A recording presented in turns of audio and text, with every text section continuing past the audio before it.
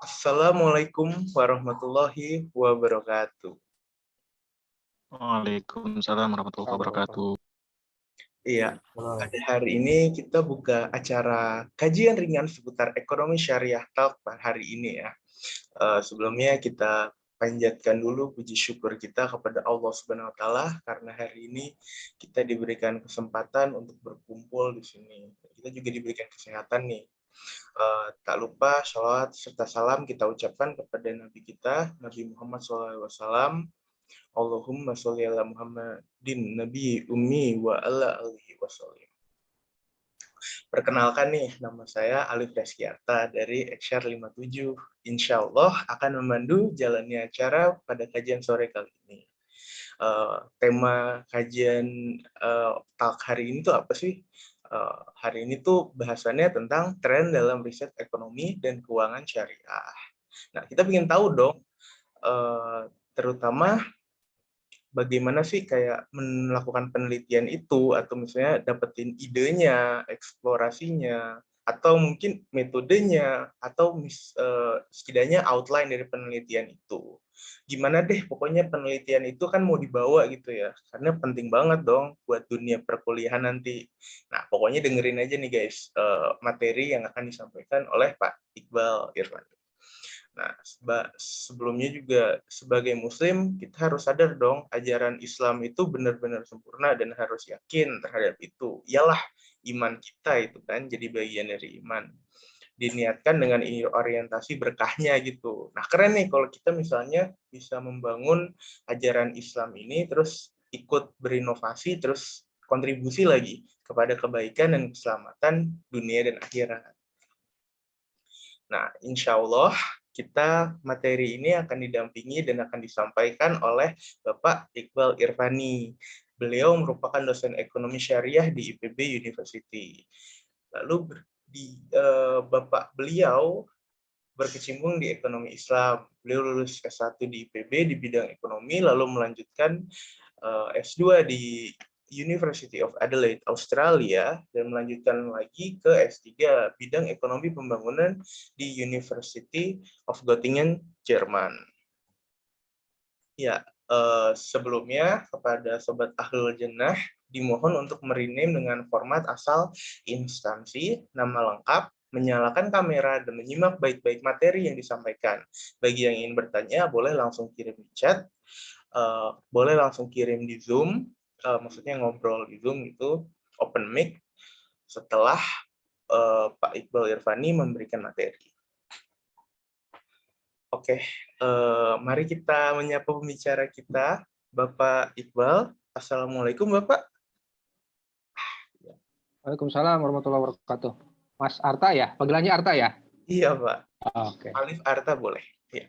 Alif boleh. Oke. Oke.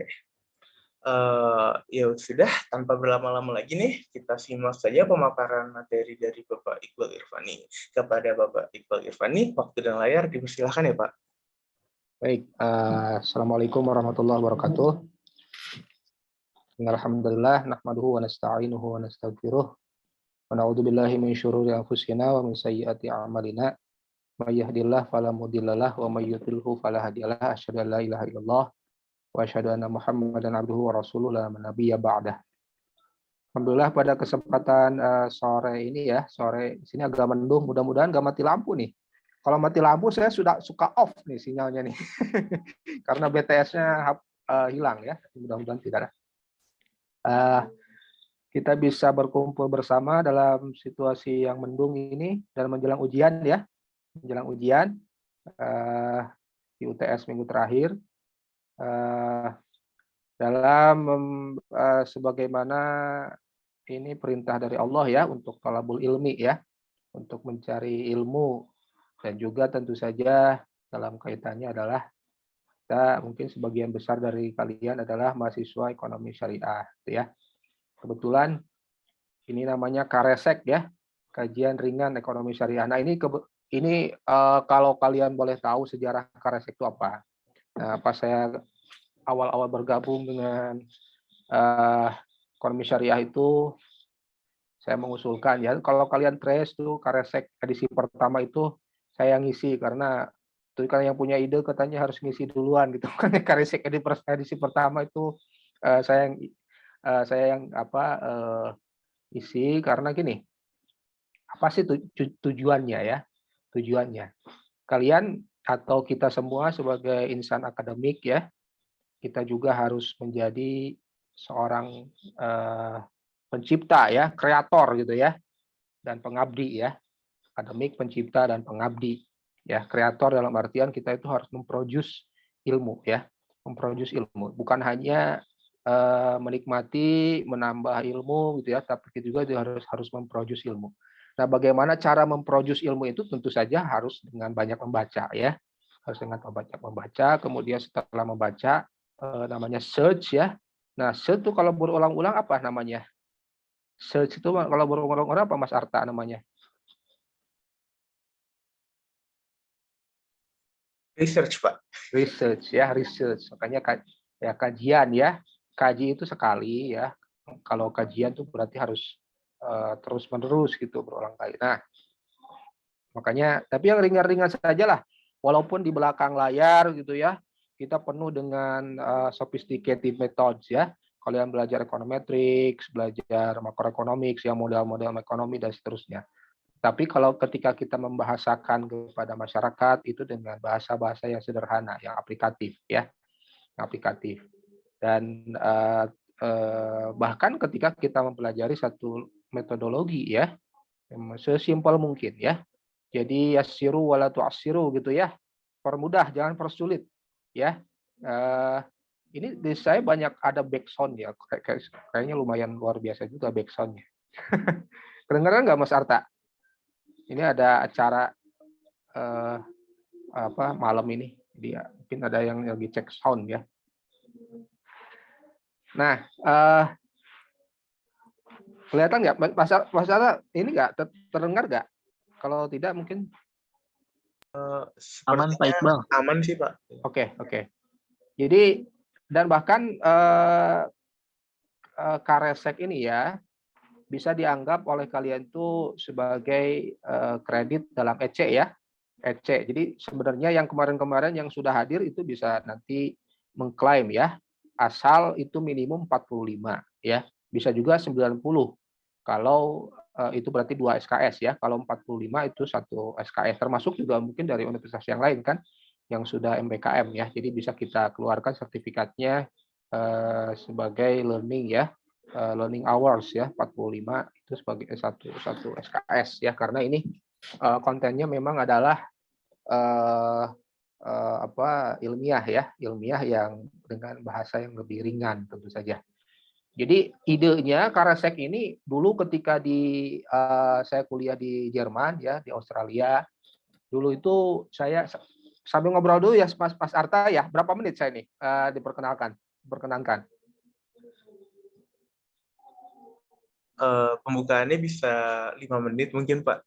Oh, ini pasti pembukaan? Enggak, maksudnya buat Bapak waktu buat itu 5 menit. Kita bisa atau 5 menit 5 menit bicaranya. Oh enggak, maksudnya buat pembukaan Bapak bicara aja kan ini. Oke. Jadi namanya brown bag ya. Brown bag itu apa sih? Brown bag itu apa? Tahu nggak kalian brown bag? Brown bag itu kertas yang warnanya ini ya, coklat kan. Itu biasanya bungkus roti atau apa gitu ya. Jadi mereka itu senang ya diskusi, daripada ngabisin roti nih, hanya ngabisin roti lebih baik sambil diskusi ya, sambil dengar riset orang, teman-temannya, koleganya. Jadi pas makan siang atau setelah makan siang atau menjelang makan siang, kita bawa makanan masing-masing di satu ruangan. Lalu siapa nih yang presentasi? Mas Arta sekarang presentasi ya, apa risetnya ya, atau bahkan ide research ya, ide research, atau bahkan hanya misalnya hal-hal yang ringan gitu yang untuk bisa kita eksplorasi ke depannya, atau misalnya ingin memerlukan feedback ya, memerlukan feedback dari kolega-koleganya. Nah, itu yang saya rasakan itu luar biasa dampaknya ya. Bukan hanya perkuliahan di kampus atau ilmu ya, justru ilmu itu berkembang dengan diskusi-diskusi seperti ini ya. Jadi ada punya chair-nya ya. Dan itu dibudayakan budaya hal-hal seperti ini di perpustakaan, di chair ya, atau chair ini kita profesor kalau departemen ya namanya chair. Kalau di Jerman itu ada satu profesor chair, kemudian dikelilingi oleh kolega-koleganya itu mempelajari ilmu ya, mempelajari ilmu ke profesor tersebut. Profesor itu memiliki juga profesor yang belum full gitu ya. Mereka juga punya asosiat profesor dan kita PhD student-nya. Nah, kira-kira seperti itu. Dan ternyata luar biasa ya, bukan hanya keilmuan yang kita peroleh ya atau riset yang kita peroleh yang sedang kita laksanakan, kita juga tahu horizon apa yang orang lain laksanakan, apa yang orang lain lakukan, sehingga wawasan kita bisa lebih terbuka ya. Dan kadang-kadang, wah, ketika kita pulang, wah ini pernah nih teman saya dulu, kolega saya mengerjakan ini. Jadi Alif tahu misalnya Mas Afiu gitu mengerjakan ini risetnya ya. Kita kasih feedback. Nanti ketika kita pas pulang, wah kita juga tahu, wah ini core risetnya tentang ini, kita bisa diskusi. Dan itu dalam tanda petik itu gratis, murah, simpel ya. Kita menyerap ide orang lain secara lebih efisien ya, instead of kita misalnya menghadiri seminar-seminar itu tiap pekan.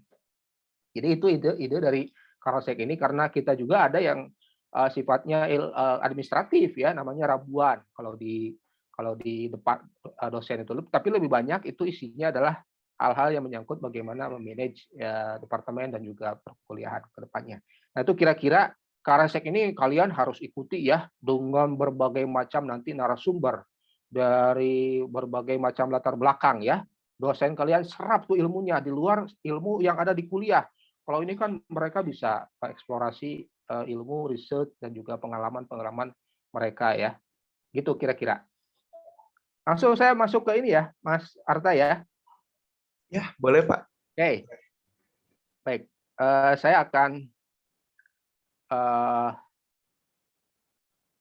nah ini berawal dari ini sebenarnya dulu ya. Saya tahun lalu mengidentifikasi peta dan riset dan publikasi XR ya.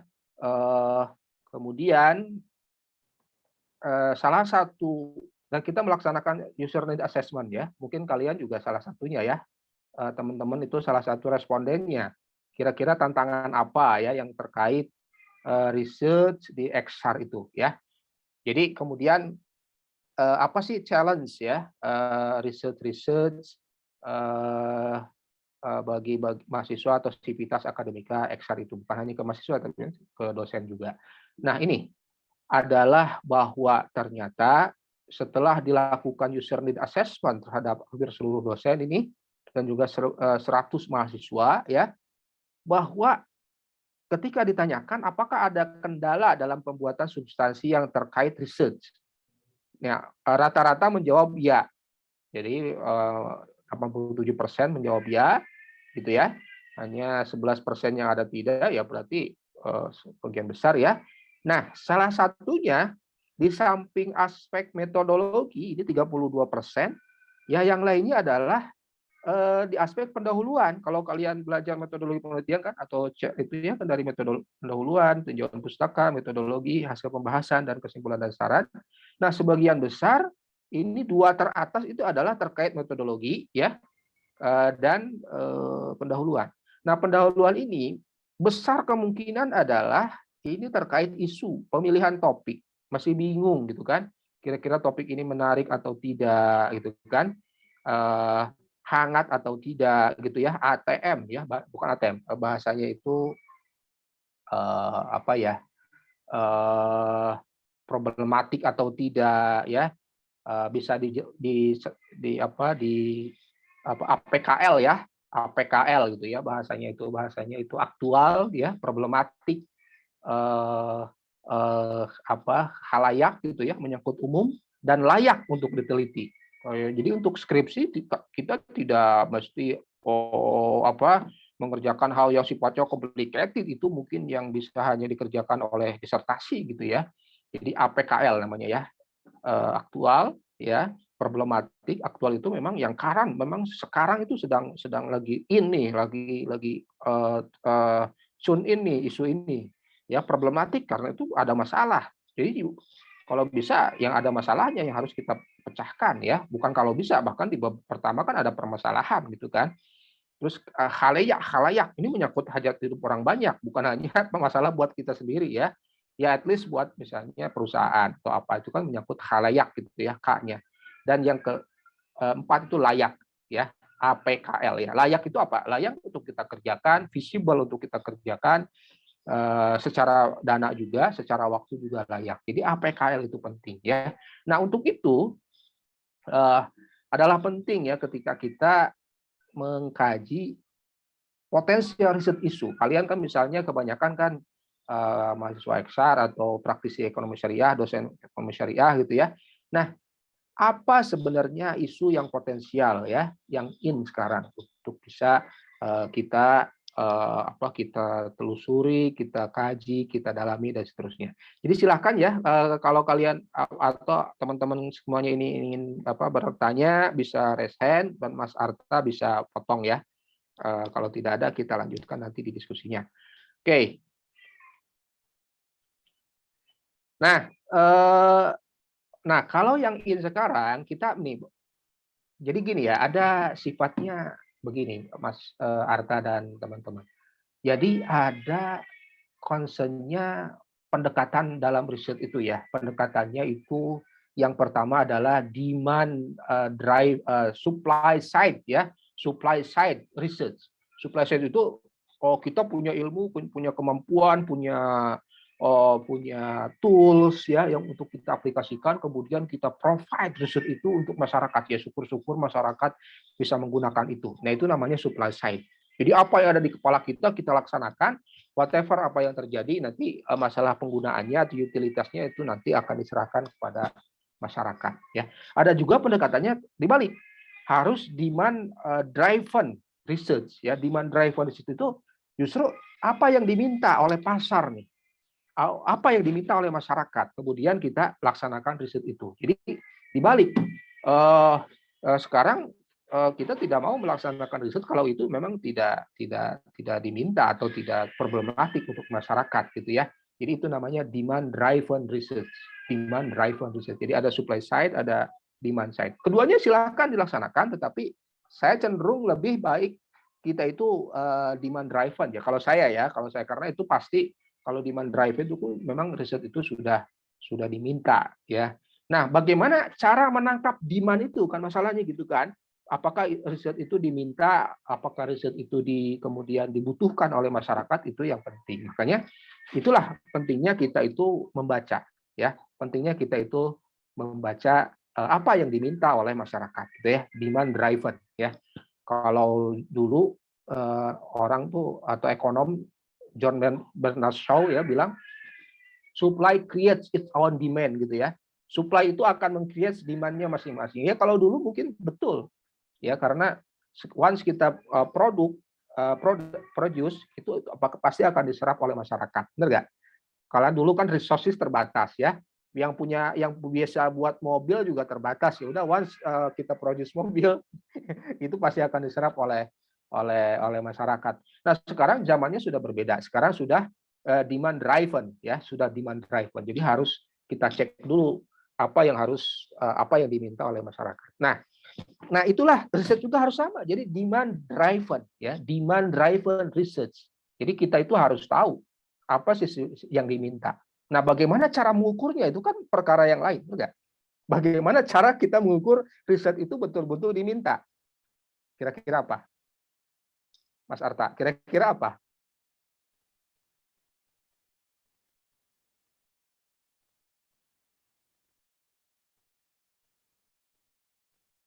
Silahkan bisa ini ya. Oke. Oh, link daftar hadir akan gitu. Oke. Kira-kira apa Mas Arta? Ini interaktif aja ya.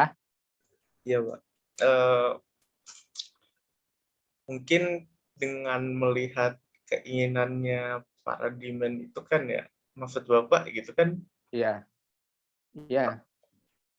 Artinya kan kita cari contoh kasus mungkin Pak, kayak apa yang dibutuhkan masyarakat sekarang gitu. ya kan? Iya. Benar nih. Nah, otomatis mungkin yang kita butuhkan by data gitu, Pak. Benar tidak kira-kira? Bagaimana kita mencari demand? Heeh. Demand itu kadang-kadang di state nggak oleh masyarakat, Tidak, dinyatakan nggak oleh masyarakat. tidak. Iya, maksudnya nggak terstate secara gamblang ya, Mhm. secara eksplisit mungkin.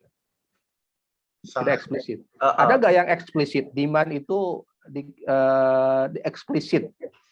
Eksplisit demand terkait riset ya. Ya, Yang eksplisit dinyatakan oleh masyarakat. Ada nggak? ada mungkin, Pak. Apa contohnya? Eh, Mas ini ada, Mas ini. Ini sambil diskusi ya. ya, Ini gunanya untuk kita semua nih. Ini kok ada loh mahasiswa atau teman-teman lah ya. Ini apa ya risetnya ya? Terkait apa ya? Bingung gitu kan. Saya tuh heran kok bingung ya. Padahal banyak sekali demand itu yang dinyatakan secara eksplisit.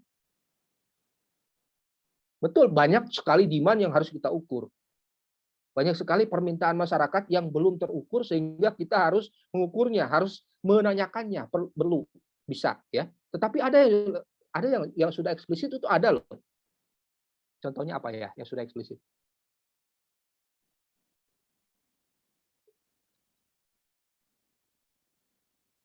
Pemberitaan di media massa betul. Ada lagi yang lebih eksplisit.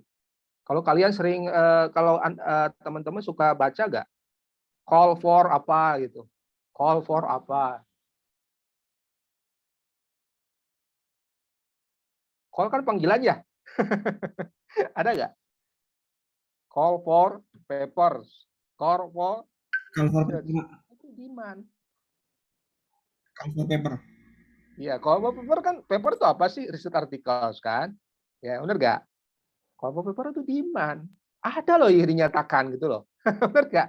Ya walaupun dalam situasi tertentu kita juga harus mengukur gitu ya. Demand itu benar-benar nggak gitu ada. Jadi ada ya yang sudah dinyatakan. Nah, call for paper bisa kita turunkan dari sebenarnya keinginan kan? Benar nggak? Keinginan masyarakat kan? Nah, keinginan masyarakat Indonesia itu apa sekarang? Mereka punya visi nggak? Atau yang sudah eksplisit lah dinyatakan dalam dokumen negara misalnya. Mereka punya goals nggak? Nah, udah bicara goals sudah jelas. Apa goals dunia sekarang? SDGs, Pak. SDGs atau dalam syariah, maqasid kan? Maqasidus syariah gitu kan? Nah, itu sudah eksplisit loh. Nah, kita punya visi 2045. Nah, ini apa 2045 itu kenapa? Ini 100 tahun kemerdekaan. 100 tahun setelah kita merdeka. Kenapa 2045? Nah, sekarang juga saya kebetulan dalam beberapa minggu ini nih, dalam beberapa bulan ini diminta oleh Bappenas ya untuk kemudian menjadi sharing ya terkait bagaimana nih cara menyusun RPJP ya, rencana pembangunan jangka panjang ya, yang kemudian diturunkan menjadi rencana pembangunan jangka menengah RPJMN ya, jangka menengah. Kemudian diturunkan menjadi yang tahunan itu. Ya, jadi visinya sudah 2045 dan ini kira-kira tidak berubah. Ya, 2045 sekarang sudah dibuatkan visi ya bahwa kita itu ingin menjadi negara berdaulat ya. Nanti akan saya korelasikan terkait konteks ekonomi syariahnya ya. Maju, adil dan makmur ya. Kita itu keluar dari jebakan kelas menengah ya. Pendapatan per kapita kita 27 juta per bulan ya. Sekarang UMR berapa? Atau 320 juta per tahun ya. PDB kita 5 besar dunia. Ya berarti kan ada income yang luar biasa naik ya. Mungkin Arta dan teman-teman ini sudah umurnya berapa tahun tuh? Mungkin lagi sedang peak-peaknya ya. Masa 2045 sekarang kan tambah berapa? 18 tahun lagi kira-kira ya. Berapa? Ya kalian itu sedang masa-masa produktifnya ya. Nah, ada demografi ya, isu demografi, ada mega trend di 2045 itu, ada urbanisasi, ya. Makanya sekarang pemerintah mungkin kontra tren itu, ya. Sebelum ini urbanisasi jadi, lebih baik dari sekarang mungkin desentralisasi, ya. Ibu kota dipindahkan, mungkin itu, ya. Ya, dengan segala macam problematika dan juga mungkin permasalahan teknis yang terjadi, ya. Ibu kota dipindahkan ke Kalimantan gitu, ya. Tetapi juga itu ada concern misalnya bagaimana terkait lingkungannya, perubahan iklim, ya, benar nggak? Ada perubahan iklim di sana. Karena apa? Kalau dipindahkan ke Kalimantan, bukannya nanti deforestasi nanti di Kalimantan. Nah ini kok semuanya ini masalah ini sangat sangat apa sebutnya ada trade off, ya. Kita tidak bisa misalnya mengejar semuanya, ya. Yang kita bisa lakukan adalah bagaimana meminimalisasi, ya. Kita ingin misalnya kelas menengah itu akan naik, income kita naik, tetapi ada dampaknya ke perubahan teknologi, ke perubahan iklim, ke lingkungan, ya, ke lingkungan, benar nggak? Kita ingin misalnya meningkatkan income petani nanam sawit misalnya atau apa dengan ekstensifikasi pertanian dan seterusnya itu akan berdampak terhadap perubahan iklim. Nah ini kira-kira mega trend dunia itu seperti ini dan ini semuanya ada trade off, ya, ada trade off. Peranan ekonom tentu saja adalah bagaimana trade off ini tidak terlalu besar, kan, benar nggak? Tidak terlalu besar itu bisa kita bisa mengejar menjadi bangsa yang maju, tetapi secara lingkungan misalnya itu tidak terlalu damage, ya, tidak terlalu ada degradasi, gitu ya. Keuangan internasional, geopolitik dan seterusnya yang sedang terjadi, ya. Peningkatan peran China, ya, kerentanan kawasan Timur Tengah, sekarang ternyata juga ada Rusia dengan Ukraina, berarti kan bisa jadi nanti perang dingin lagi semacam US dengan dengan Rusia atau ex Uni Soviet itu, ya. Nah itu kira-kira mega trend ke depan itu seperti itu, ya. Nah itu kemudian diturunkan menjadi pilar pembangunan Indonesia 2045. Nah ini maksud saya apa? Nah kalian itu nanti kita itu mencari ide di situ gampang. Lihat saja ini, apa nih yang kira-kira nih? Kesejahteraan petani, ya, terkait Islamic Finance apa? Berarti bagaimana peranan Islamic Finance untuk meningkatkan kesejahteraan petani dengan tanpa gitu kan? Kita itu dengan harus berkomitmen terhadap lingkungan. Enggak?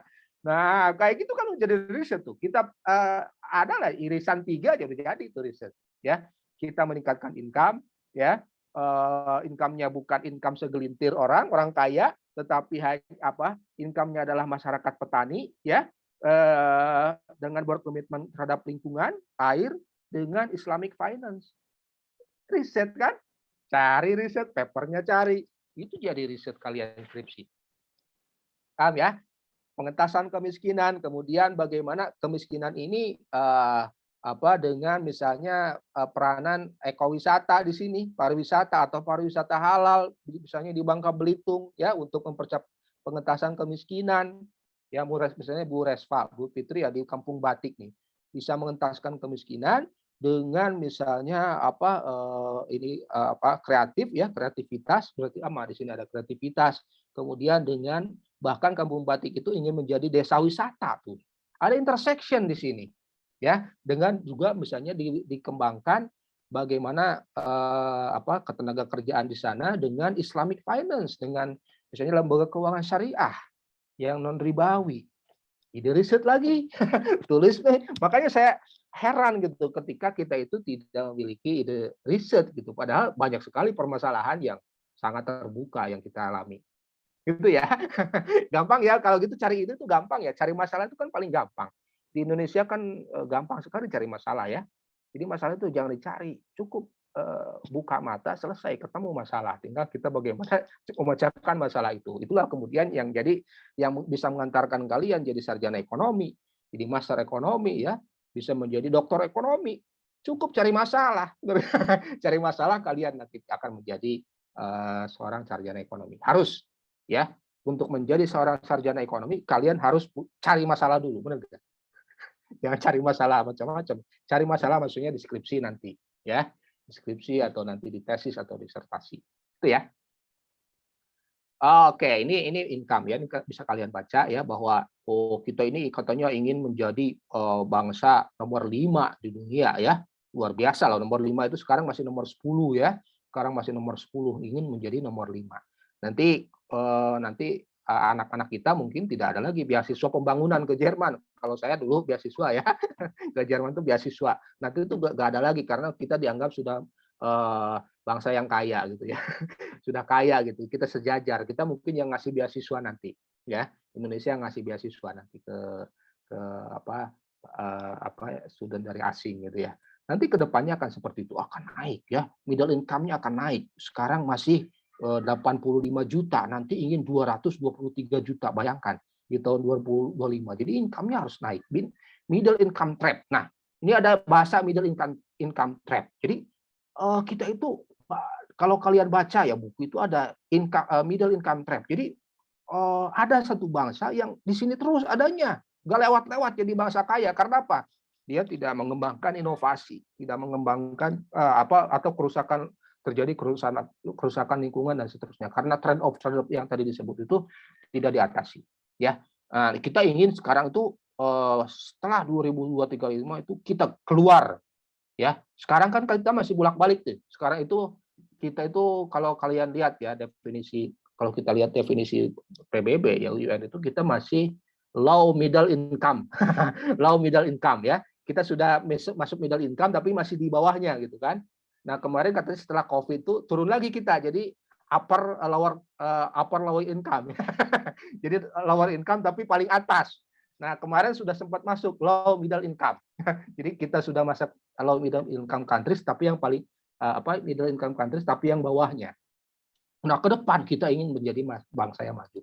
Nah, itulah kira-kira isu-isu pembangunan ke depan. Jadi nggak usah khawatir mencari ide riset ya sampai 2045 karena ini akan ada terus ya demografi, urbanisasi, nah teknologi. Nanti kan blockchain ya sekarang lagi ramai kan investasi dengan perkembangan teknologi ya, tetapi banyak juga yang bodongnya ternyata ya, banyak yang dibohong-bohongi ya oleh binomo dan seterusnya. Nah, peranan teknologi itu akan sangat luar biasa, tetapi juga itu akan mempunyai implikasi baik positif dan juga negatif ya. Ya, pembangunan. Nah, bagaimana Islamic economics itu ya dan Islamic finance.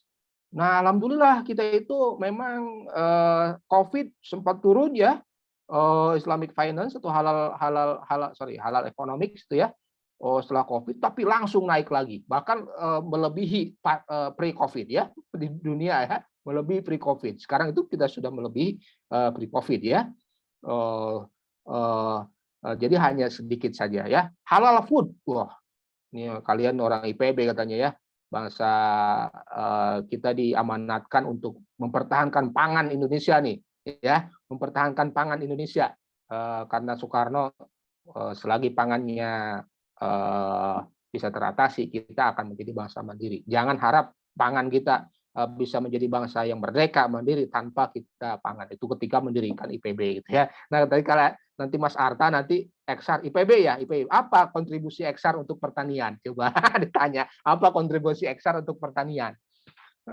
Apa nanti? Apa Mas Arta? Kontribusi Eksar terhadap pertanian apa itu? Mungkin ininya Pak, mulai dari manajemen, bagaimana kita manajemen produk-produk halalnya di pertanian ini Pak. Terus tentunya bagaimana, apalagi ya, banyak sih, harusnya sih banyak. Cuman apa itu? Yang dulu pernah Bapak bilang itu tentang chain apa sih namanya ya?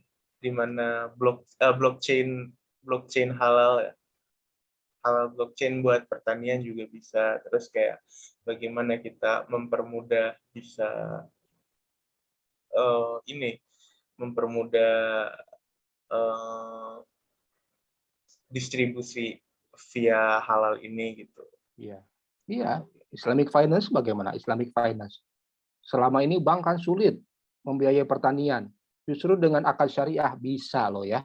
dengan akad syariah itu bisa ada akad salam nanti. Saya akan provide CBS IPB merekomendasikan akad yang sangat comply ya, Islamic Finance untuk bisa membiayai pertanian. Kira-kira akadnya apa? Nanti akan kita bahas. Makanya dengarkan terus ya.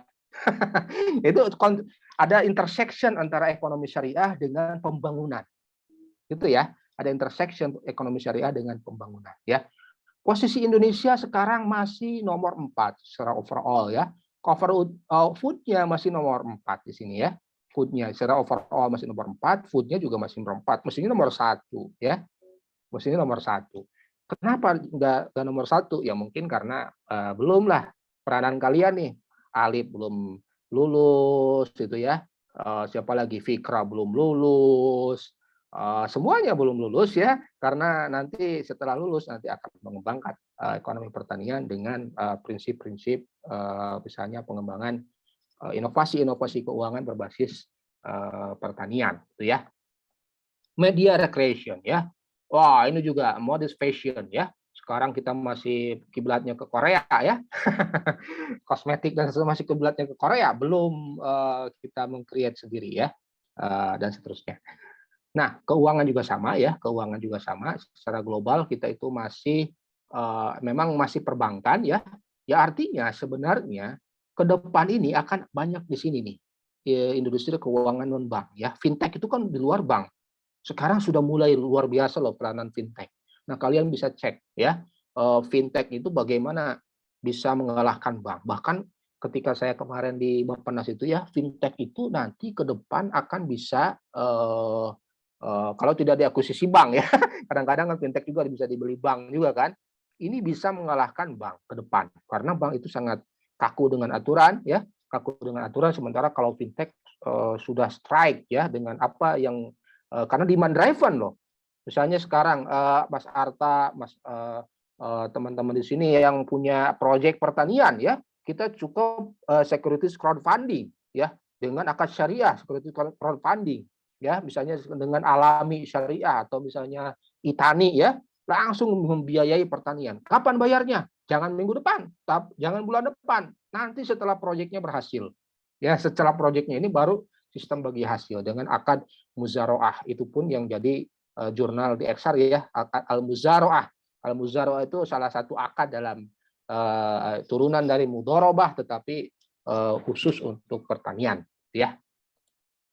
Nah, ini juga sama ya, perbankan bisa kalian baca gitu ya, kira-kira memang masih dominan perbankan. Riset juga memang kebanyakan kemarin masih perbankan. Ke depan akan move on ya, tidak hanya perbankan tapi bagaimana industri halal ya, bagaimana nanti ekowisata ya, bagaimana nanti fintech dan seterusnya. Jadi jangan hanya bank ya. Saya ngajar bank, lembaga keuangan, tetapi ke depan riset ekonomi syariah, namanya juga ekonomi kan. Makanya sekarang dulu namanya Master Keuangan Syariah, sekarang namanya sudah Master Max ya, Max itu apa? Atau KNEKS ya, Komite Nasional Ekonomi dan Keuangan Syariah. Artinya kita tidak hanya mengurus perbankan, tapi juga kita mengurus seluruh stakeholder dalam pertanian, dalam konteks ekonomi ya, bukan hanya perbankan ya, industri keuangan non bank, pasar modal dan seterusnya. Oke, ini tuh bisa dari sisi perbankannya ya. Dan juga dari sisi pembiayaan. Nah, ini kelihatan oleh kalian bahwa ini pertanian masih rendah. Artinya bank kan belum bisa membiayai pertanian ya. Sekarang itu katanya tidak bankable ya.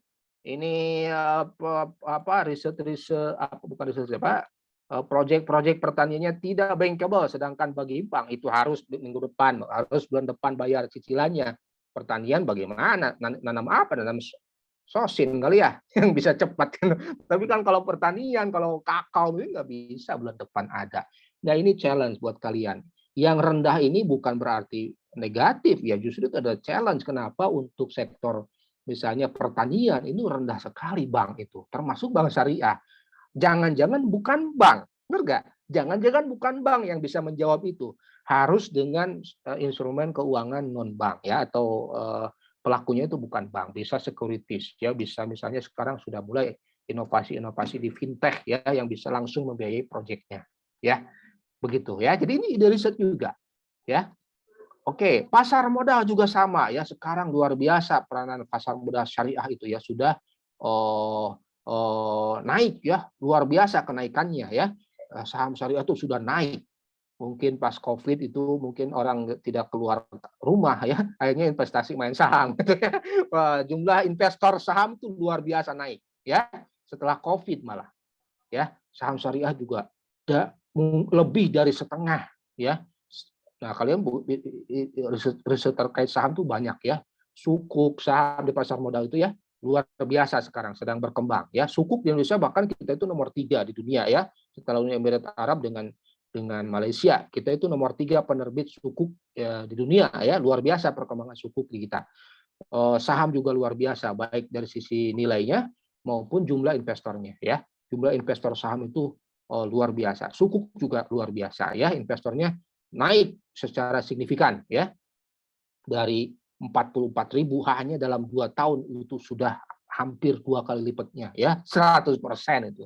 Setelah Covid itu investor saham itu naik dan ini sebagian besar milenial ya, usia kalian sebagian besar ini.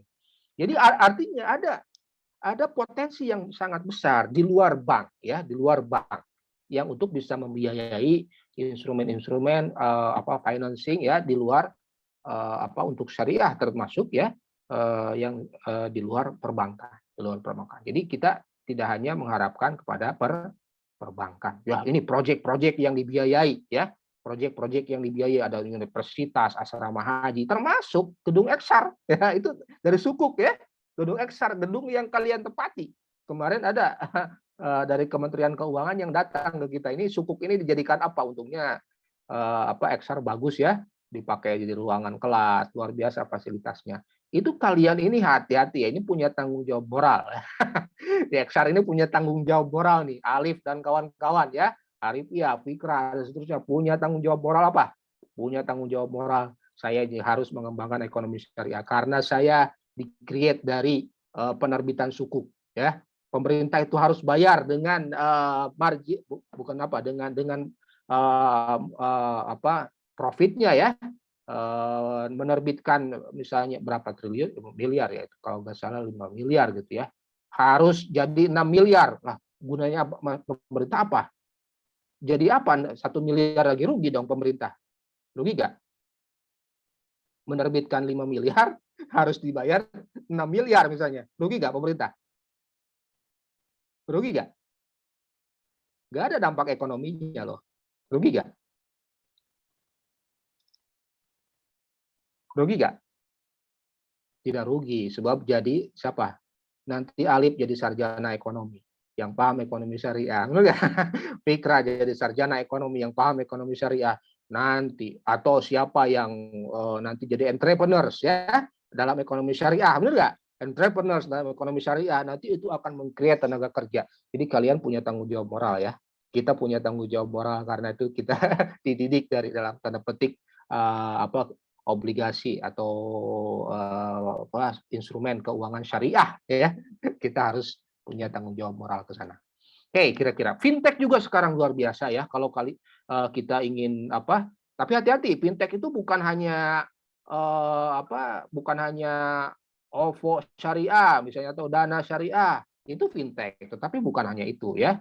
Karena fintech itu macam-macam ya. Ada nih kalau kita cek di laporan keuangan syariah, fintech itu ada agregator ya, ada financial planner, ada blockchain, ada inovatif ya, ada insurtech, ada dan seterusnya ya, ada financing, ada yang hanya crowdfunding ya, ada yang hanya misalnya sebagai Dana. Kalau Dana kan tidak crowdfunding ya, tidak crowdfunding kan, itu hanya sistem pembayaran. Beda juga nanti terkait regulasinya. Kalau hanya sistem pembayaran itu regulasinya hanya ke BI, tetapi kalau sudah financing itu harus izinnya ke OJK. Beda ya, atau dua-duanya. Kalau misalnya dia sudah crowdfunding atau pembayaran plus fintech, itu dua-duanya harus izin ya, baik ke BI maupun ke OJK. Banyak sekali ya. Fintech itu bukan hanya satu instrumen yang sifatnya misalnya hanya untuk pembayaran online dan seterusnya, bukan ya. Justru yang lebih penting itu adalah ini nih, financing ya. untuk financing, ada financing again ya, ada aman syariah ya. Ini yang lebih penting karena ini akan berpengaruh terhadap bagaimana dia melakukan finance kepada masyarakat ya. Nah, ini menarik untuk kita kaji ke depannya ya. Kalau kita cek, saya nggak bisa tampilkan di sini nih, yang terkait fintech masih sedikit ya, riset-riset terkait fintech. Nanti ke depan di antara kita akan lebih banyak lagi yang bisa mengkaji fintech, baik dari sisi instrumennya ya, kesyariahannya maupun dampaknya ya, maupun dampaknya. Dari mana datanya? Ya kita bisa datang ke asosiasinya ya, datang misalnya ke bahkan melakukan survei sendiri ya, banyak sekali. Ada blockchain base bahkan ke depan ya. Ini luar biasa ke depannya ya, terkait fintech ini. Social finance juga. Wah, kalau ini sudah banyak ya terkait zakat, wakaf. Ini PB tapi bukan hanya social finance lah, yang commercial finance juga itu sangat banyak peluangnya ya. Zakat, wakaf, ya, sedekah ini bisa menjadi instrumen ya, instrumen yang luar biasa. Bukan hanya kalau zakat dan wakaf ini, yang infak ini memang untuk basic needs ya, atau support for those in needs ya, untuk masyarakat cilik. Tetapi kalau wakaf ini luar biasa ya. Wakaf ini untuk bisa creating of economic value added ya, untuk pembangunan ya. Makanya di Arab Saudi itu namanya Kementerian Haji dan Wakaf ya. Kementerian Keuangannya namanya wakaf gitu ya. Karena apa? Semua aset dianggap sebagai aset wakaf gitu ya, yang kemudian itu dikembangkan menjadi Kementerian BUMN, menjadi kementerian kementerian keuangan dan seterusnya. Ya, kemudian itu dibelikan saham di perusahaan apa gitu ya, dan seterusnya. Nah, ini nanti yang sudah kita diskusikan tadi, bahwa model pembiayaan salam ini bisa menjadi salah satu model yang inovatif ke depan ya, bahkan oleh bank ya. Bank itu belum banyak belum banyak nih yang mengembangkan akad salam untuk pembiayaan pertanian ya. Dan ini bisa kalian nanti cek ya, bahwa kalau salam ya ini cukup inovatif ya, tidak menggunakan basis misalnya murabahah ya, yang konvensional seperti yang di bank, tapi bisa dengan akad salam. Ini skenario-nya bisa.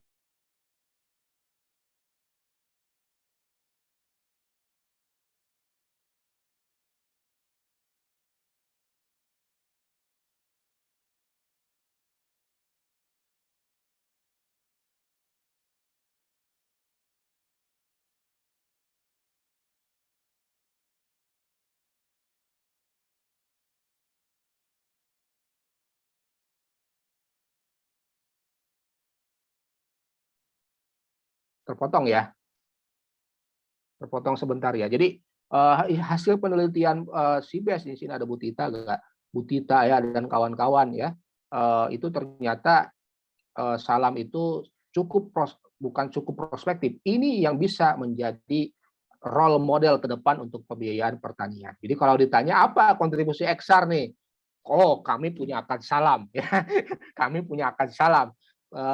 Dibeli di awal, nanti delivery-nya belakangan gitu ya. Tetapi kita petani punya modal untuk bisa kemudian membeli input pertaniannya, produknya nanti setelah ini menghasilkan. Bayarnya kapan? Ya nanti, jangan bulan depan kan, bulan depan kan belum ada hasilnya, gitu ya. Oke. Ada juga gabungan antara cash, wakaf, link, sukuk tuh ya. Sukuk kan komersial finance ya. Cash, wakaf tuh social finance. Ini kemudian ada inovasi-inovasi yang kemudian dikembangkan antara komersial finance dengan social finance, digabungkan itu menjadi instrumen atau produk ya. Ini produk ya. Banyak sekali IPB itu sekarang ada namanya Kalisa ya. Kita punya unit wakaf di IPB itu ya. IPB itu punya unit wakaf ya. Jadi Mas Alif misalnya beli sukuk gitu ya. Tetapi sukuk ini nanti pokoknya itu nanti Mas Alif dapat lagi ya. Misalnya Mas Alif, saya punya uang nganggur nih 10 miliar misalnya ya perusahaannya ya. Udah beli aja sukuk gitu kan. Beli aja sukuk, tetapi nanti yang 10 miliar Mas Alif nanti dapat lagi. Ya, tapi hasil dari sukuk itulah yang kemudian jadi beasiswa misalnya ya, beneficiariesnya sudah ditentukan. Jadi uangnya masih ada ya, atau uangnya masih ada, balik lagi nanti dalam periode tertentu, tapi nanti hasil dari sukuknya itu dilarikan ke beneficiaris, jadi beasiswa ya, jadi rumah sakit dan seterusnya ya. Ini ada nih Ahmad Warni. Nah, kalian boleh mengembangkan hal-hal yang lain ya dengan untuk kasus di daerah yang lain ya. Misalnya ingin ditanyakan misalnya kepada di daerah tertentu, misalnya siapa Mas, di sini ada orang NTT atau orang di apa di mana di Aceh misalnya, boleh nggak menerbitkan sukuk? Boleh, ternyata sekarang sudah mulai ada aturannya, sukuk daerah tuh boleh, daerah tuh bisa menerbitkan sukuk. Kedepannya seperti itu. Jadi dana-dana ini yang nganggur nih, ya diberikan sukuk, itu hasilnya benefit untuk kalangan tertentu. Nah itu adalah ide riset juga. Jangan-jangan ini belum tahu gitu kan? Ada instrumen yang bisa satu secara komersial ada gitu ya, karena itu sukuknya. Yang kedua dia punya ada digabungkan dengan cash wakafnya, kemudian bisa hasilnya itu bisa kemudian diserahkan kepada orang-orang yang tidak mampu gitu ya atau sangat membutuhkan. Nah, ini adalah salah satunya. Ada lagi yang terbaru nih, ada fatwa terbaru. Ini mungkin 141 atau 140 ya, securities crowdfunding ya. Nah, ini berbasis fintech. Nah, ini kalian bisa melakukan riset terkait ini nih. Belum banyak karena fatwanya ini baru gitu ya. Pasti belum banyak nih riset terkait ini. Bagaimana misalnya aplikasi securities crowdfunding atau bagaimana peminatan terhadap crowdfunding, bagaimana dampak daripada securities crowdfunding. Jadi intinya adalah ini ibarat pasar saham ya, tetapi ini bisa untuk UMKM ya. Jadi securitiesnya kita sahamnya kita kumpulkan, tetapi untuk membiayai bukan perusahaan yang listing di bursa, tetapi satu proyek tertentu ya. Misalnya Mas Fikra punya proyek tertentu ya, itu diibaratkan kita kemudian menanam di perusahaan berinvestasi di perusahaannya Mas Fikra itu misalnya ya. Nah, ini sudah ada fatwanya ya.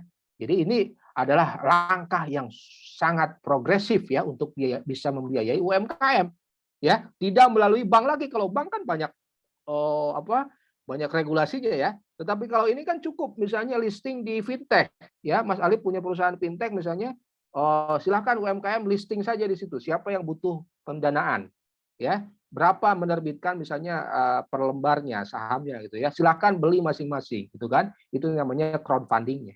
Securitiesnya itu dianggap sebagai nanti akad dalam misalnya mudharabah gitu ya, untuk kemudian dibagi hasilkan.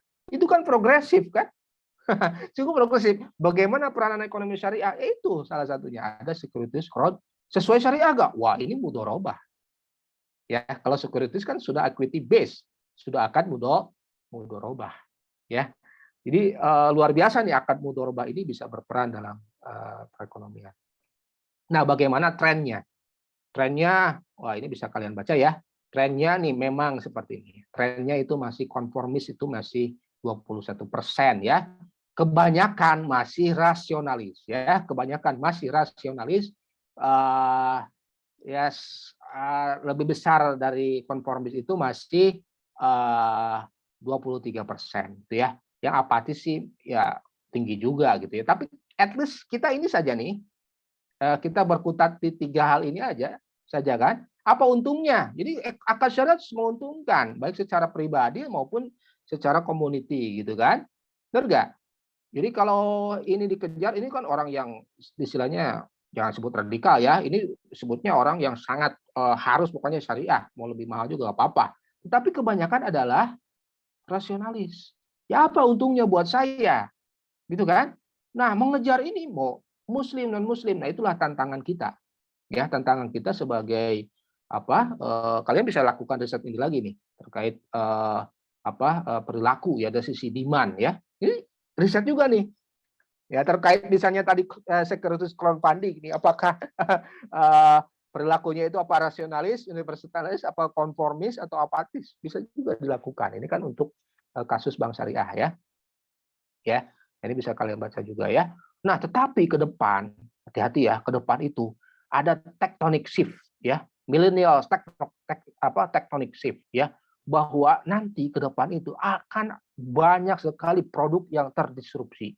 Karena apa? Sekarang langsung jatuh ya. Jadi behavior itu jatuh kan, sekarang kan setelah COVID kan semuanya harus online kan, baik yang milenial atau yang tua juga harus online kan, mau tidak mau gitu kan. Nah, ke depan akan banyak sekali produk-produk, industri, jasa dan seterusnya yang ini akan dalam tanda petik terdisrupsi, maksudnya killed by millennials ya. Nah, ini menurut risetnya kalau tidak salah NY ya, NY ini. Nah, apa kebutuhan masyarakat nasabah muslim? Nah, ini banyak riset terkait ini ya. Ingin katanya secara syariah ingin comply, tetapi bukan hanya itu. Kami juga ingin muslim needs and activities juga di cover ya, di cover. Jadi di sana ada sholat, zakat gitu ya, wakaf gitu ya. Masuk bukan hanya transaksi finansial, tapi di situ juga ada menyediakan layanan-layanan yang sifatnya bisa memfasilitasi informasi terkait azan misalnya dan seterusnya gitu ya. Nah, dari sisi supply side-nya ke depan, nah ini tantangan riset ya, bagaimana digitalisasi perbankan dan keuangan nanti. Ya, karena tadi perubahan perilaku masyarakat itu permanen ya, sehingga ke depan itu kita atau kalian nih bisa tanyakan apa yang harus dilakukan oleh bank. Nah, itu riset lagi kan, apa yang harus dilakukan oleh perbankan untuk bisa menjawab adanya digitalisasi perbankan ini. Ya, digitalisasi keuangan ini. Nah, itu kira-kira adalah tantangan juga yang bagi riset ya, dihadapkan pada traditional banking plus versus new age banks ya. Kalian bisa baca di sini ya. Dulu itu masih produk centric. Nah, ke depan itu harus customer centric. Tidak boleh bank itu menyediakan produk ini lagi-lagi demand driven lagi ya. Jadi harus customer centric ya. Kenapa? Karena customer centric, maka data konsumen, data nasabah itu menjadi penting. Nah, inilah zaman big data ya, zaman big data ya. Sehingga histori konsumen, data perilaku konsumen, Mas Alif, Mbak Latifah, itu Mas Fikra, itu terrecord datanya, benar nggak? Kemudian record itu kemudian jadi informasi untuk bank, untuk lembaga keuangan, untuk bisa kemudian bisa meng-create cross-selling ke depannya. Benar nggak? Mas Alif nih biasanya beli donat misalnya ya, donatnya di sini. Nah, ini konsumen donat ya, iklannya nanti donat terus tuh. Tiap kali buka Google donat terus. Itu untuk meng-create cross-selling gitu ya. Nah, cross-selling itu akan meningkatkan value customer-nya ya. Sehingga akan melahirkan profit untuk perusahaan. Ke depan itu harus dijawab oleh perbankan ya. Kira-kira supaya tidak mati nih, perbankan itu harus bisa menjawab tantangan ini. Bagaimana customer centric ini harus kita jaga benar-benar gitu ya. Nah, ini yang dilakukan oleh BSI ini ya. Kalau kalian cek di BSI itu ada yang di mobile apps-nya itu ya, ada yang sholatnya, ada sosialnya, bisa juga zakat, wakaf di sana, sedekah gitu ya. Dan di samping transfer atau lembaga finansial yang lain. Itu ya, ini nih BSI saya nih ya. Ini bukan ini endorse ya, bukan endorse karena saya juga punya bank yang lain nih contohnya ya. Kira-kira ke depannya. Coba BPRS bisa nggak seperti ini ya? Atau siapa BMT bisa nggak apps seperti ini ya? Karena kan nanti semakin murah lagi gitu kan. Nah, social finance juga sama ya. Intinya adalah bahwa bagaimana programnya terlihat ya, create prosesnya juga terlihat gitu ya, bagaimana transparansinya juga penggunaan social finance itu. Nah, apa sebenarnya untuk riset itu ya? Jadi riset itu begini, saya 5 menit lagi ya, kira-kira 5 menit lagi nih Pas Alif ya. Riset itu apa kontribusi ini ya? Apa kontribusi Islamic Economics and Finance bagi masyarakat? Ya, karena kita sudah punya konsensus misalnya Sustainable Development Goals, apa esensinya buat ini? Ya, nanti kalian kalau ini akan melakukan research ya, kita research, gabungkan ke sana. Jadi jangan hanya manfaat buat diri sendiri perusahaan.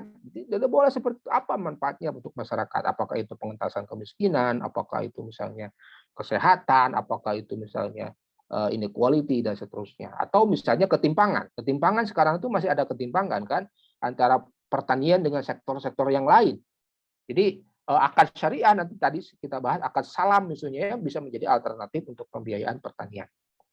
Ya, untuk misalnya tadi cash wakaf wing sukuk ya bisa dikembangkan. Ini ada orang bisa beli sukuk, tetapi beneficiarisnya adalah nanti jadi beasiswa, itu kan? Jadi daripada model CSR gitu kan, bisa dengan CSR itu dibelikan cash wakaf wing sukuk, itu ya, seperti itu kira-kira. Securities crowdfunding ya, penerbitan sukuk daerah ini menarik nih. Ini belum ada sepertinya nih. Visibility misalnya sukuk di daerah ya, secara regulasi dan seterusnya. Fintech ya, fintech. Bagaimana platformnya? Platformnya bisa dicek apakah ini menarik untuk nasabah ya, apakah ini kira-kira cukup bisa menjawab keinginan nasabah gitu ya. Nah, kalian bisa melakukan riset-riset terkait platform itu ya, platformnya ya. Terus bagaimana syariah compliance-nya bisa juga dicek ya, bisa juga dicek syariah compliance-nya. Bagaimana ethical concern-nya gitu ya. Jangan-jangan ini binomo lagi gitu kan. Dan juga bagaimana juga data nasabah tidak dicuri gitu kan.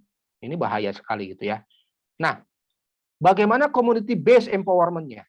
Jadi gini ya, kalau masalah metodologi kita bisa diskusikan ya, apapun kalian kan ada nanti belajar metodologi ekonomi syariah gitu ya, nanti juga belajar ekonomet. Metodenya apa? Banyak, terbuka ya, kita bisa bisa berdiskusi. Tapi isu adalah penting karena menjawab isu itu kadang-kadang di masalah banyak sekali ya teman-teman kita, kakak kelas kita, nih kakak kelas kalian atau teman-teman ya punya kakak kelas. Nggak kolokium lama sekali apa susah cari ide kok cari ide susah ide itu mudah gitu ya cari kalau kita belajar bagaimana cara menggali gitu ya. Nah ke depan ya digital tadi sudah kita bahas ya, green financing ini penting ya, green financing di Pak Halifah gitu ya, saya juga disertasi saya juga terkait green ya, green finance itu bisa membimbing ya bagaimana konsepsi syariah ya Islamic green financing itu digabungkan ya dengan bagaimana bisa men-tackle masalah lingkungan ya. Sekarang juga nih redefinisi konsep uang NFT ya, ini akan menjadi isu yang akan kemudian sangat berkembang ke depannya ya. Nah ini bisa kalian baca ya. Nah ini sama antara SDGs dengan maqasidus syariah ada irisan. Irisannya kuat sekali, kencang sekali. Walaupun irisannya tidak arsirannya tidak penuh gitu ya. Walaupun arsirannya tidak penuh. Tetapi kalau kita bicara SDGs, insya Allah kita juga bicara maqasidus syariah atau ketika kita maqasidus tidak bertentangan dengan SDGs gitu ya atau sebaliknya. Nah, bagaimana mencari isu yang sangat impactful, ini yang penting. Kan dalam penelitian itu ditanya, apa manfaatnya penelitian ini? Dampaknya apa? Ya. Nah, ini bisa kita diskusikan dengan dosen pembimbing ya. Kalau di dosen ada divisi namanya ya, didiskusikan apa itu isunya ya. Cek tadi call paper. Wah, saya akan nanti provide nih. Ini yang current ya, yang current aja nih. Kalau kita nih skripsi masuk aja isu itu, insya Allah itu dibutuhkan dan itu kita bisa submit ke konferensinya. Spesial isusnya atau kebijakan terbaru, ya itu banyak sekali isunya. Nah, yang lebih penting dari itu adalah bagaimana kita melakukan cross cutting, ya antara ekonomi. Tadi itu cross cutting, ya saya sebut itu cross cutting, ya. Dari kita gabungkan 4 hal itu, misalnya 3 hal itu bisa jadi isu yang menarik. Bagaimana menuntaskan kemiskinan, meningkatkan income, tapi tidak mengurangi degradasi lingkungan dan seterusnya, gitu ya. Nah, namanya misalnya isu Islamic Finance and Circular Economy. Ya, bagaimana kita bisa mengurangi lingkungan, degradasi lingkungan, tetapi dengan akad Islamic Finance, ya, dengan wakaf misalnya, ya, Pak Halifah misalnya, atau misalnya dengan green wakaf, gitu ya, dan seterusnya. Ya, nah ini sudah dibuktikan, ya. riset definitif bahwa companies yang yang sudah concern terhadap isu syariah itu 6% higher ya dalam ESG score-nya. ESG score itu environmental, social and governance ya. Jadi ESG score-nya kalau kita sudah comply syariah itu 6% lebih besar daripada yang konvensional. Ya berarti kita kan sudah green sebenarnya ya. Mohon maaf Bapak. Mohon maaf Bapak. Udah waktunya udah buat waktu pertanyaan. Oke, nah ini sudah selesai sebenarnya. Ini call for paper-nya bisa kalian cek ya. Call for paper-nya banyak. IPB nih, green economy, blue economy ya. Pariwisata ini kemarin ya Pak dari LPPM, dan juga call for paper-nya bisa kalian baca, bisa kita baca. Ini yang current ya, yang current. Riset-risetnya gak usah khawatir ya. Yang penting kita bisa linking riset itu bermanfaat ya, dan itu bisa kemudian dijadikan bahan untuk kita jadikan riset dan tulisan ya. Ayo meneliti, ayo menulis, kita pecahkan masalah. Bismillah, insya Allah kita akan bisa. Oke, sekian.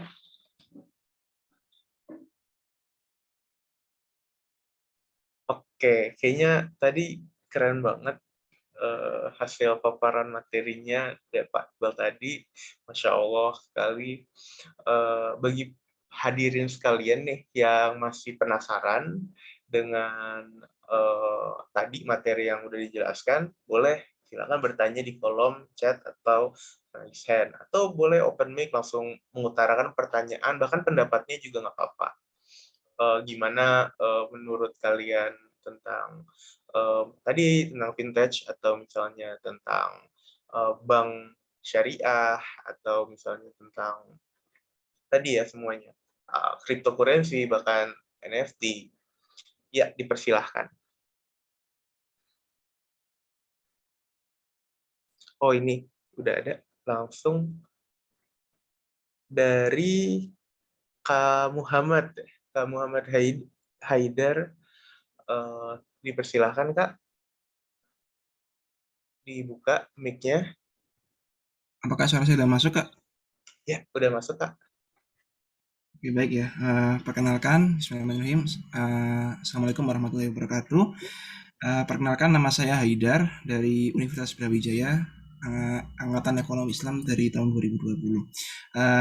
Pak Iqbal, saya izin bertanya. Jadi, beberapa riset yang saya bawakan itu kalau risetnya itu bukan riset yang umum ya, yang di bidang ekonomi Islam, kadang-kala kalau dilombakan tuh seringkali juri ini masih menganggap remeh gitu, Pak. Nah, bagaimana caranya kita ini mengangkat riset yang berbeda, yang nggak mainstream, tapi di saat lomba juri ini tidak meremehkan ide kita ataupun riset yang kita bawa, seperti itu, Pak.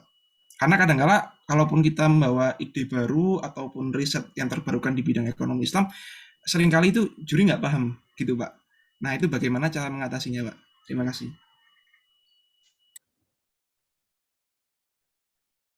Sambung dulu atau bagaimana Mas Arta? Ini karena belum ada pertanyaan lain, boleh Pak langsung dijawab, atau ya boleh bisa langsung dijawab saja. Ya, memang itu banyak. Ini dari UB ya, Universitas Brawijaya ya.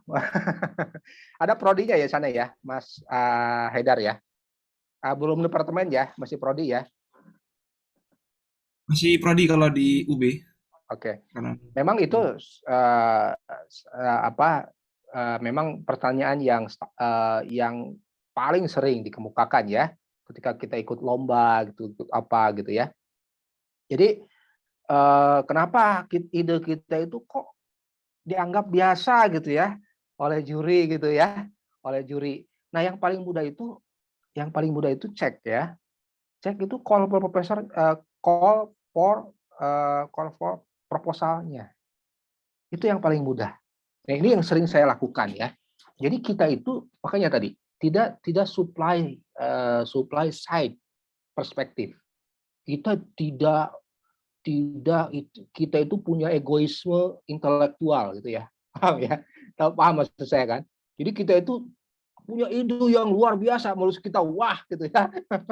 Lalu kemudian kita terjemahkan ide itu dalam satu bentuk tulisan atau proposal, dan kemudian itu itu kemudian akan diterima gitu oleh juri itu atau oleh masyarakat.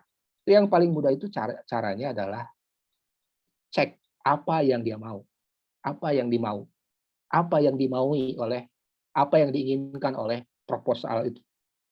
Makanya kita itu harus cari, ya, harus cari. Ini pengalaman ya, ketika saya mengajukan beasiswa S2 ya. Kan saya kan perlu menyediakan riset proposal kan untuk bisa melakukan penelitian nanti di masternya dan juga ketika di S3.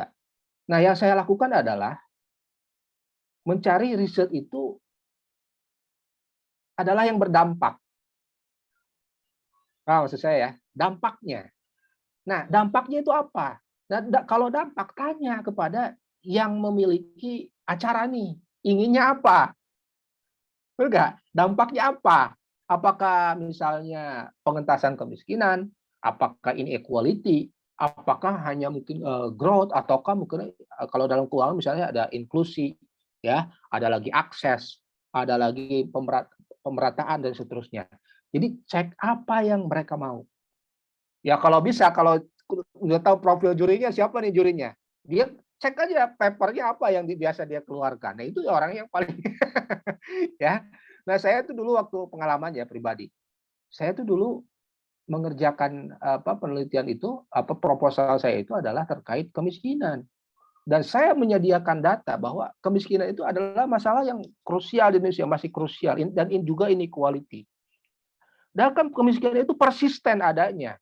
Persisten. Nah, itu yang saya kemudian dalam persisten pengangguran ya dan kemiskinan itu yang saya provide dan meyakinkan juri. Karena itu impactful. Jadi cari yang berdampak. Jadi jangan kira ya, apalagi kalian cari beasiswa, cari ide penelitian. Makanya tadi saya cek ya, impactful research ya, harus riset itu yang berdampak. Ya, dari APKL, tadi saya sebut ya APKL. APKL, aktual, problematik, khalayak, dan layak. Jadi bisa jadi juri itu tidak fokusnya adalah ke khalayaknya. Apa impact buat masyarakatnya? Apa impact untuk development? Apa impact kalau dia concernnya ke lingkungan gitu ya? Apa impact buat lingkungan? Nah itu yang harus kita identifikasi. Apa maunya acara ini? Ya, kalau misalnya BI tentu dia punya concern. Apa itu visi misi BI? Apa itu visi misi OJK? Apa itu visi misi misalnya yang mengeluarkan ini adalah BKF? Ya, nanti sebentar lagi ini saya juga sebutkan tadi ada di presentasi saya. BKF itu ada nanti. Kebetulan IPB yang jadi hostnya ya, ingin mencari model-model pembiayaan pembangunan hasil dari kontribusi ekonomi syariah. Berarti apa yang dicari? Kalau Mas Haidar menyediakan satu framework yang inovatif, misalnya tadi akad salam untuk pertanian, untuk UMKM, itu ya harus ada term UMKM-nya karena di situ di state harus ada UMKM. Kalau ada UMKM itu diterima. Paham ya? Jadi sebenarnya betul memang subjektif. Tapi kadang-kadang kita itu harus tahu diri juga siapa yang kita hadapi, siapa dalam tanda petik tuan rumahnya. Ya, bisa jadi diterima ditolak di sini belum tentu tidak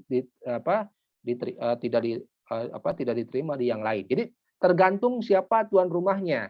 Itu ya Mas Haidar ya. Jadi bukan karena kita itu tidak layak mengerjakan, jangan putus asa, itu ya. Jangan putus asa, tapi kita yang harus tahu itu adalah dalam bahasa komunikasi itu apa muqtadal halnya ya. Jadi siapa yang kita ajak sebagai lawan bicara kita, sebagai dalam tanda petik beneficiaries-nya ya, beneficiaries-nya. Jadi pengetahuan tentang itu harus penting ya. Makanya baca dulu. Kalau proposal itu baca dulu. Siapa tim jurinya, siapa di situ lembaga-lembaganya ya. Apa conference itu tentang apa? Ya, kalau ada misalnya hanya pembicaranya yang ada, wah ini terkait ini nih. Pembicara itu pernah mengeluarkan tentang apa? Kalau reviewernya kita cite aja tuh hasil-hasil penelitian, dia senang. Gitu ya. Nah, itu yang sering saya lakukan kalau ketika saya submit jurnal. Kalau submit jurnal, saya cek penelitian sebelumnya di jurnal itu apa artikelnya tentang apa. Saya cite lagi, siapa editornya di jurnal itu, siapa reviewernya. Kita jadikan referensi. Bukan berarti kita nepotis, bukan. Tetapi selagi masih ada beliau sudah mengerjakan itu, kita apresiasi bahwa yang kita lakukan itu sama dengan visi kita itu sama dengan visi daripada penilai itu. Itu ya, Mas Edar ya. Oke, baik Pak, terima kasih.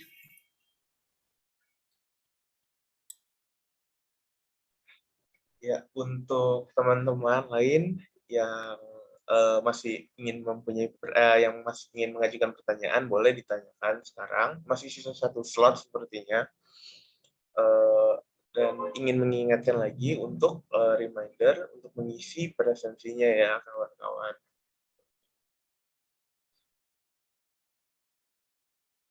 Ya, ini Kak Febrian ya. Ya, dipersilahkan Kak untuk menjawab, mengisi chat jawab untuk membuka mic-nya dan membuka kameranya untuk mengajukan pertanyaan.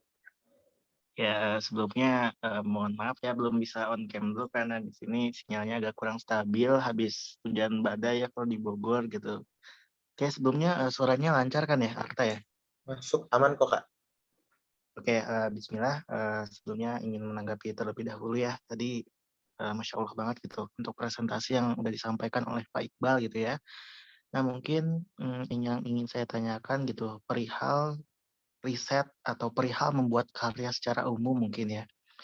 Ya mungkin ketika kita sedang membuat karya gitu, pasti ada momen, ada fase di mana kita mengalami art block gitu. Nah, jadi art block itu kan mungkin kita tuh kayak apa ya, kreativitas kita tuh tiba-tiba ngeblok aja gitu, kayak tiba-tiba hilang gitu. Nah, saya ingin minta apa ya, minta wejangan gitu, minta tips and trick gitu dari Pak Iqbal gitu kan, yang udah berkecimpung di dunia penelitian ini sudah lama sekali gitu. Nah, kalau dari Pak Iqbal sendiri gitu, ketika mengalami hal tersebut gitu, ketika mengalami art block gitu, ketika tiba-tiba kosong lah gitu ibaratkan pikiran itu, kalau dari Pak Iqbal sendiri bagaimana cara mengatasi itu gitu? Itu aja sih mungkin, Arta. Baik, terima kasih Kak Febrian. Dipersilahkan Pak untuk menjawab pertanyaannya. Baik, Mas Febrian ya. Ini masalah juga yang sering yang sering terjadi ya. Ini pengalaman saya ya. Ini berdasarkan pengalaman aja ya, bisa berbeda juga ya. Tetapi menurut saya ya, memang fase-fase seperti ini sering terjadi ya ketika kita mengerjakan skripsi, ketika kita meneliti dan seterusnya. Kalau saya caranya adalah kita jangan lari dari masalah itu. Ya lari itu bukan berarti kita tidak boleh piknik ya. Kadang-kadang dalam piknik itu kita maksudnya rehat sejenak gitu ya. Rehat sejenak. Tapi kita itu harus tetap berpikir konstan gitu ya. Kalau misalnya sedang skripsi, sedang apa, kita itu harus fokus dalam skripsi itu. Jangan lari dari masalah.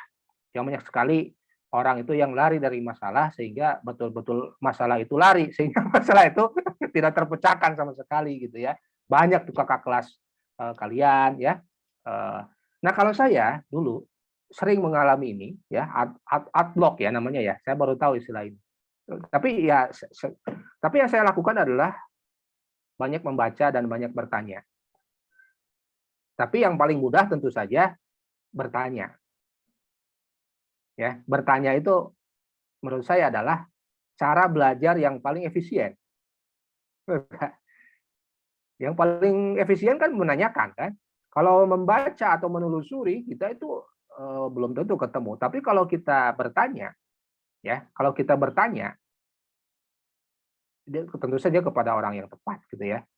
Itu insya Allah akan ada inspirasi baru gitu atau ada insight yang baru dari seseorang yang kita yakini beliau atau bukan hanya seorang ya, tapi banyak orang gitu ya yang bisa berkontribusi untuk bisa memecahkan masalah kita. Saya dulu alhamdulillah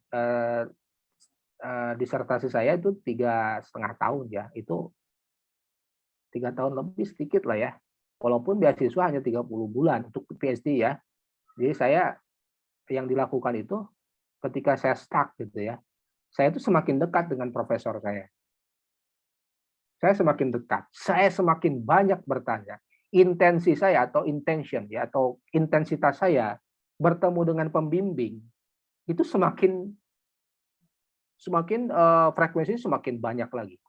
Yang biasanya misalnya seminggu sekali, 2 minggu sekali, itu saya bisa lakukan ketok lagi, misalnya dalam 2 hari, 3 hari. Saya menanyakan, dan ternyata dugaan saya itu bahwa masalah itu tidak bisa dipecahkan, ternyata ada masalah, ada pemecahannya. Dan ternyata karena mungkin guru kita, profesor kita memiliki mungkin masalah yang sama dulunya gitu ya, dan juga pengalaman yang cukup banyak, masalah itu segera, itu yang paling mudah. Yang paling mudah itu bertanya. Jadi salah sekali ketika ada mahasiswa, ketika ditanya oleh dosennya, oleh dosen pembimbingnya, nanti Mas Arta ditanya mungkin oleh dosen pembimbingnya, Mas Arta, woi kemana aja, kok lama sekali gak ngadap ke saya? Jadi bukan malah menghindar, di WA gak dijawab-jawab, atau justru, Pak saya ada masalah misalnya, ada masalah. Ketika ada masalah, kita harus lebih banyak bertanya. Kita harus lebih banyak bertanya, mendekat kepada pembimbing kita. Ya, karena apa? Mereka sudah lebih, pengalamannya sudah lebih luas daripada kita. Ya, mungkin mengalami masalah yang sama dengan kita.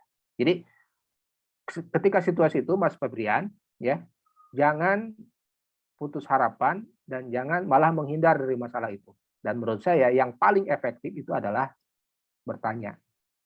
Ya, bertanya kepada semua hal, semua orang atau siapapun yang menurut kita nyaman untuk berdiskusi, ya, berdiskusi, ya, dengan situasi-situasi atau suasana-suasana yang lebih rileks lagi gitu ya. Jadi boleh istirahat sejenak, tetapi bukan berarti kita berpaling ya, kita sama sekali lepas dari itu. Itu Mas Murian. Baik, alhamdulillah atas wejangannya, sip. Intinya jangan menghindar lah ya.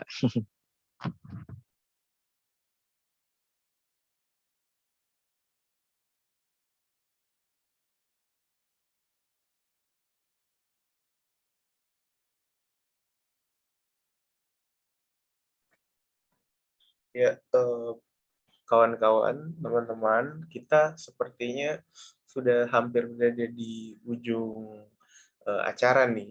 Tapi sebelum itu kita bakal melakukan sesi dokumentasi terlebih dahulu ya. Jadi tolong diharap kepada sobat Ahlul Jannah semua nih untuk menyalakan kamera karena kita akan berfoto bersama nih.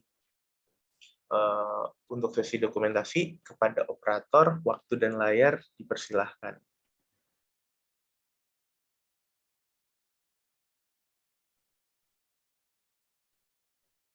Oke guys, kita open kamera dulu.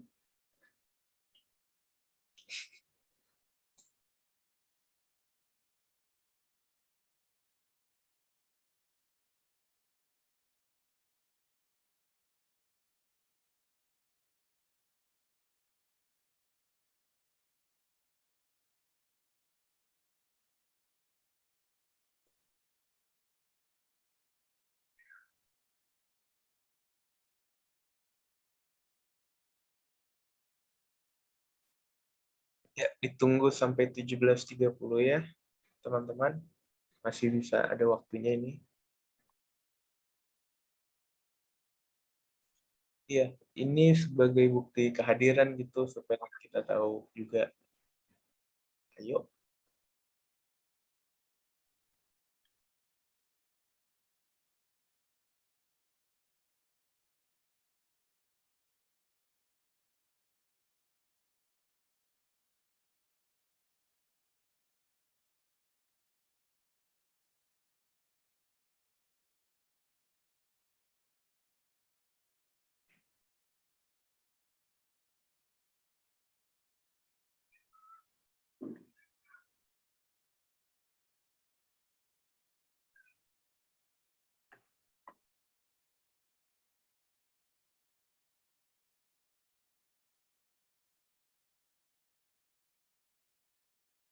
Bisa yuk guys. Ayo guys, kita fotoan.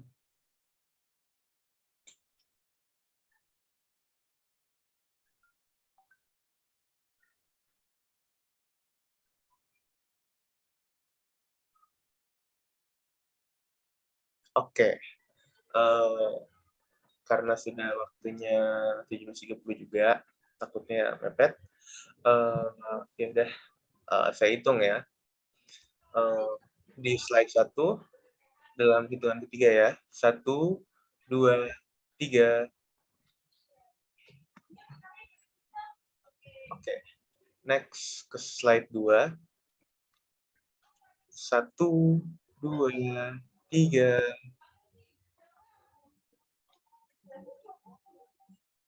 Oke. Karena cuma ada 2 slide doang ya yang on cam guys, walaupun ada 3 slide nggak apa-apa. Sudah sih sepertinya sesi dokumentasi ini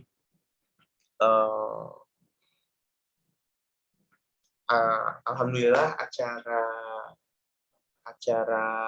Karya Sektor pada hari ini gitu sudah berjalan dengan lancar. Terima kasih ke Pak Iqbal Irfani karena telah memberikan materi yang sangat banyak gitu ya. Alhamdulillah kita akan menutup acara pada hari ini. Allahumma nafa'na bima alamtana wa alimna ma yanfa'una wa razuqna uluman tanfa'una fi dini wa dunya wal akhirah. Terima kasih teman-teman. Jangan lupa